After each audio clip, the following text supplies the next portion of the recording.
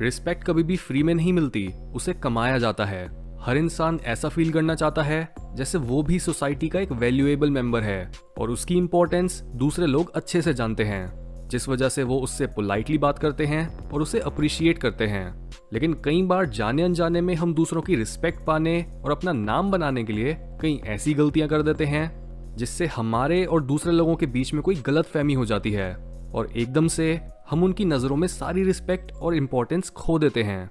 इसलिए इस एपिसोड में हम आपकी कुछ ऐसी ही बुरी आदतों के बारे में बात करेंगे जिन्हें अगर आपने समय रहते नहीं बदला तो आप हमेशा की तरह ही हर रिलेशनशिप की शुरुआत में तो लोगों को थोड़ा बहुत इम्प्रेस कर पाओगे, लेकिन फिर थोड़े समय बाद ही आप वापस से लोगों की नज़रों में नीचे गिर जाओगे।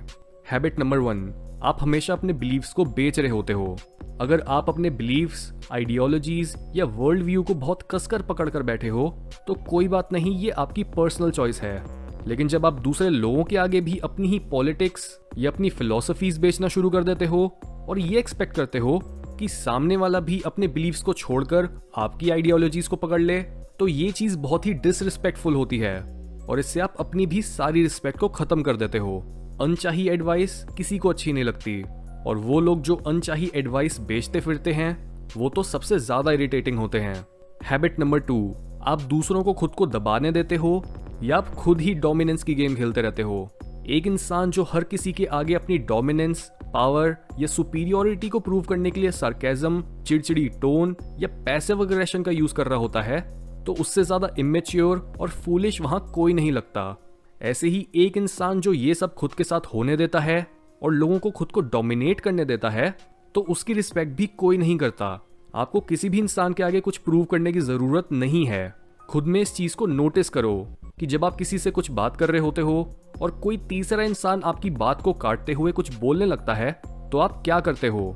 क्या आप खुद चुप हो जाते हो ये सोचकर कि आपकी बात तो वैसे भी उतनी इंपॉर्टेंट नहीं थी, या फिर आप पहले अपनी बात को फिनिश करते हो और उसके बाद उस इंसान की बात का जवाब भी दे देते हो? अगर आप किसी को खुद को इंटरप्ट करने देते हो तो इससे लोगों को ये सिग्नल मिलता है कि आप और आपकी बातों में कोई दम नहीं है। आपको कभी भी रोकना या टोकना सही है और आपकी ये हैबिट आपको उनकी नजरों में कम इंपॉर्टेंट बना देती है। दूसरे एक्सट्रीम पर अगर आप बाकियों की कन्वर्सेशन में घुसकर और उनकी बात काटकर अपनी बात रखते हो और ये दिखाते हो कि आपकी बात ज्यादा इंपॉर्टेंट है तो उस केस में भी लोग आपको डिसरिस्पेक्ट ही करेंगे। इसलिए ना तो किसी दूसरे को दबाओ और ना ही खुद किसी के नीचे दबो। हैबिट नंबर 3, आप लोगों से लेते ज्यादा हो और देते कुछ नहीं। ये हैबिट भी बहुत कॉमन है क्योंकि बहुत से लोग दूसरों से मदद या उनकी चीजें तो ले लेते हैं लेकिन उनके अंदर कुछ भी लौटाने की समझ नहीं होती। अगर आप किसी इंसान के साथ कुछ खाने पीने या हैंग आउट करने के लिए जाते हो और वो बिल को पे करते हैं तो ऑटोमेटिकली आपको ये पता होना चाहिए कि अगली बार आपने बिल पे करना है। इवन लोग आपको तब ज्यादा रिस्पेक्ट देंगे जब आप पहली बार में ही उन्हें कुछ देने से कतराओगे नहीं। हाउएवर, अगर आप ही हर बार उस दोस्ती, पार्टनरशिप या रिलेशनशिप में कुछ देते रहते हो तब भी आप गलत हो। हर चीज में बैलेंस बनाए रखना बहुत जरूरी होता है ताकि लोग आपको यूज ना करें और आप बिना जाने उन्हें ना यूज करने लग जाओ। हर इंसान आपके हर एक्शन और बात को याद रखता है, चाहे आपने उनसे कोई चीज उधार लेकर वापस नहीं करी, उनके पैसे नहीं लौटाए या आपने उन्हें उनके मुश्किल समय में सपोर्ट नहीं करा। कोई भी आपको तब तक रिस्पेक्ट नहीं देगा जब तक आप हर तरह के रिलेशनशिप में होने वाले लेन देन को नहीं समझ लेते। हैबिट नंबर 4, आप लोगों की बुराई करते हो। ये हैबिट ऐसी होती है जिस पर ऑलमोस्ट हर इंसान ही डिसएग्री करके बोलता है कि वो तो ये काम कभी नहीं करता, लेकिन असलियत में ज्यादातर नॉर्मल इंसान किसी न किसी पॉइंट पर दूसरों की पीठ पीछे उनके बारे में गॉसिप जरूर करते हैं और ये एक बहुत ही अनअट्रैक्टिव हैबिट होती है। आप चाहे अपने कितने भी अच्छे दोस्त के साथ क्यों ना हो, कभी भी किसी की बुराई मत करो और उसे टोटली गलत मत बोलो। इवन अगर आप किसी इंसान के एक्शन या बिलीफ से अग्री नहीं करते तब भी उनके बारे में गॉसिप करना यूजलेस है। गॉसिपिंग उस मोमेंट में तो ऐसी लगती है कि आप कुछ जरूरी बात करके एक इंसान के साथ अपनी बॉन्डिंग को स्ट्रॉन्ग बना रहे हो, लेकिन आप दूसरे इंसान को सबकॉन्शियसली ये सिग्नल कर रहे होते हो कि आप वो इंसान हो जिसका बुराई से बहुत क्लोज रिलेशनशिप है, जस्ट बिकॉज आप दूसरों की बुराइयां अच्छे से देख पाते हो। इस तरह से उस इंसान के मन में आपके ख्याल नेगेटिविटी के साथ जुड़ने लगते हैं। इसलिए दूसरों की रिस्पेक्ट कमाने के लिए कभी भी गॉसिपिंग में खुद को एंगेज मत करो। हैबिट नंबर 5, आपका फोकस मैं से नहीं हटता। यानी किसी से भी बात करते हुए बस अपनी ही तारीफ करते रहना और बस मैं करते रहना कि आप कौन से कॉलेज से ग्रेजुएट हुए, कभी ये कि आपको कौन सी जॉब मिली, आप दूसरों से कितना ज़्यादा कमाते हो, ये सब फालतू की बातें हैं। अगर कोई इंसान आपसे डायरेक्टली आपकी अचीवमेंट्स के बारे में नहीं पूछता तो आपको इस टॉपिक को बाहर लाना ही नहीं चाहिए, क्योंकि इससे आप बहुत ही ज़्यादा डेस्परेट लगते हो कि आप में अपनी कुछ गिनती की अचीवमेंट्स के अलावा कोई दूसरी क्वालिटी है ही नहीं। आपकी पर्सनैलिटी, आपकी इनकम, आपकी जॉब या आपकी मटेरियल चीज़ों से नहीं, बल्कि आपके बिहेवियर से डिफाइन होती है।